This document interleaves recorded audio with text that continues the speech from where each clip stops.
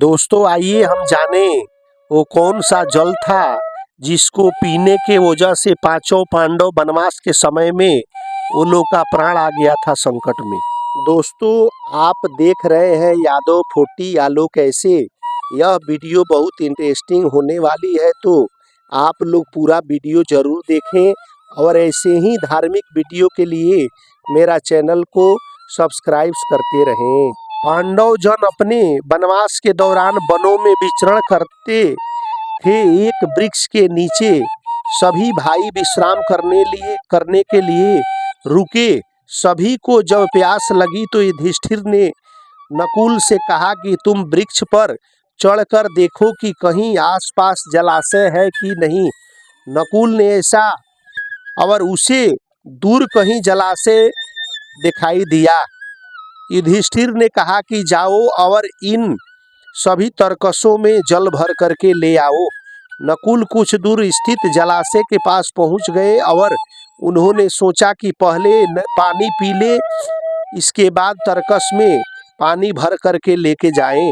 नकुल जैसे ही पानी पीने के लिए झुके तभी आकाशवाणी हुई कि एक अदृश्य यक्ष ने नकुल को रोकते हुए कहा कि मेरा पहले से ही यह नियत है कि जो कोई भी मेरे प्रश्न के उत्तर देगा तभी ये पानी पिएगा और यहाँ से जल लेकर के जाएगा।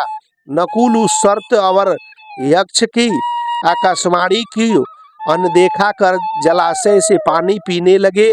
उस पानी पीने के वजह से उनको मूर्छित आ गया और वो मूर्छा हो गए। इधर नकुल को आने से देर देख करके युधिष्ठिर ने सहदेव को भेजा। सहदेव जब जलाशय के पास पहुंचे तो उन्होंने नकुल को मूर्छित अवस्था में देखा तो उन्हें बहुत शोक हुआ। फिर उन्होंने सोच पहले पानी पी ले, उसके बाद ही मैं इसके बारे में सोचे। जैसे ही उन्होंने पानी पीने के लिए झुके तभी आकाशवाणी हुई कि उस आकाशवाणी को सहदेव ने भी अनदेखा कर दिया और पानी पी लिए। वे भी उस पानी पीने के वजह से उन्होंने भी मूर्छा हो गए। तब युधिष्ठिर ने अर्जुन को भेजा। अर्जुन ने जलाशय के पास पहुंचकर दोनों भाइयों को मृत अवस्था में देखा तो उन्होंने तुरंत ही अपना धनुष निकालकर कमान पर चढ़ाया और सब ओर देखने लगे। उन्हें कोई नहीं दिखाई दिया। तब कुछ देर बाद प्यास में व्याकुल अर्जुन ने भी जलाशय से पानी पी लिया। उन्होंने भी पानी पीने के वजह से उनका ऐसा मूर्छा हो गया और उनसे शर्त लग गया, यदि तुम मेरे पूछे प्रश्नों के उत्तर देते हो तभी इसका पानी पीना है, इसीलिए तुम्हारा मूर्छा ऐसा हो गया। अर्जुन ने कहा, जरा प्रकट होकर के रोको, फिर तो मेरे बाणों से विद्ध होकर ऐसा कहने का साहस भी नहीं करोगे। ऐसा कहकर अर्जुन ने सभी दिशाओं में शब्द भेदी बाण चलाया। तब यक्ष ने कहा, अर्जुन इस व्यर्थ के उद्योग से क्या होना है, तुम मेरे प्रश्नों का उत्तर दो और जल पी लो। यदि बिना उत्तर दिए जो भी ये जल पिएगा वो मर जाएगा। यक्ष ने ऐसा कहने पर भी अर्जुन ने कोई ध्यान नहीं दिया और पानी वो भी पी लिए। पानी पीने से वह भी नकुल और सहदेव की तरह मृत जैसे हो गए। फिर भीम को भेजा और भीम ने भी नकुल, सहदेव और अर्जुन की ऐसे ही अवस्था में देख करके वह भी भूमि पर मूर्छित होकर गिर पड़ा।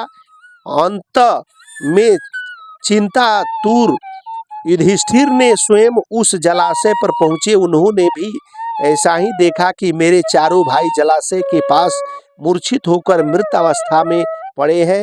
यह दृश्य देखकर युधिष्ठिर बहुत चिंतित होने लगे। वे सोचने लगे कि इनको किसने मारा, इनके शरीर पर कोई घाव भी नहीं है, यहाँ किसी अन्य के चरणार चिन्ह भी नहीं है। तब युधिष्ठिर को समझ में आया कि हो न हो इस जल में ही कुछ है। फिर उन्होंने जल को गौर से देखा तो पता चला कि इस जल का पानी तो स्वच्छ और निर्मल है।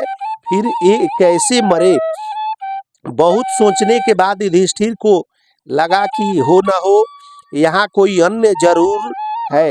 यह सोचकर उन्होंने जल पीने के बजाय जल में उतरने का निर्णय लिया और वे जैसे ही जल में उतरे तभी आकाशवाणी हुई कि मैं बगुला हूँ, मैंने ही तुम्हारे भाइयों को मारा है। यदि तुम भी मरे प्रश्नों का हमारा प्रश्न का उत्तर नहीं देगा तो तुम भी अपने भाइयों की तरह मारे जाओगे। युधिष्ठिर ने ऐसे समय धैर्य दिखाया और कहा कि कोई पक्षी तो यह कार्य नहीं कर सकता। आप या तो रुद्र है, वसु है या मरुत देवता है। पहले आप बताएं कि आप कौन हैं। तब यक्ष ने कहा कि मैं कोरा जलचर पक्षी हूँ, मैं यक्ष हूँ। तुम्हारे तेजस्वी भाइयों मैंने ही उन को ऐसा कह करके यक्ष हंसने लगा। तब यक्ष ने इस कठोर वाणी को सुनकर भी युधिष्ठिर ने अपने विनम्रता पूर्वक हाथ जोड़कर यक्ष ने से अपने समक्ष प्रकाश होने का निवेश किया। तब उन्होंने देखा कि विकट नेत्र वाला यह यक्ष वृक्ष पर बैठा है। युधिष्ठिर ने कहा कि मैं आपके अधिकार क्षेत्र की चीज को ले जाना नहीं चाहता। आप मुझसे प्रश्न कीजिए, मैं अपनी बुद्धि के अनुसार उनके उत्तर दूंगा। सूर्य को कौन उदित करता है, उसके चारों ओर कौन चलते हैं, उसे अस्त कौन करता है और वह किसमें प्रतिष्ठित है। युधिष्ठिर का उत्तर, ब्रह्मा सूर्य को उदित करता है, देवता उसके चारों ओर चलते हैं, धर्म से अस्त करता है और वह सत्य प्रतिष्ठित है।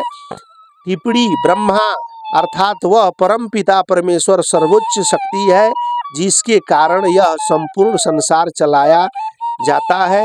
वही सूर्य को उदित करता है। उस परमेश्वर की शक्तियाँ सभी देवता ही सूर्य के चारों ओर विचरण करते हैं। इसमें 12 आदि आदित्य महत्वपूर्ण है। अर्थ अर्थात सभी को धारण करने वाला, सभी का स्वभाव, और यमदेव ही उसे अस्त करते हैं और सत्य ही में वह प्रतिष्ठित है। परमेश्वर ही सत्य है।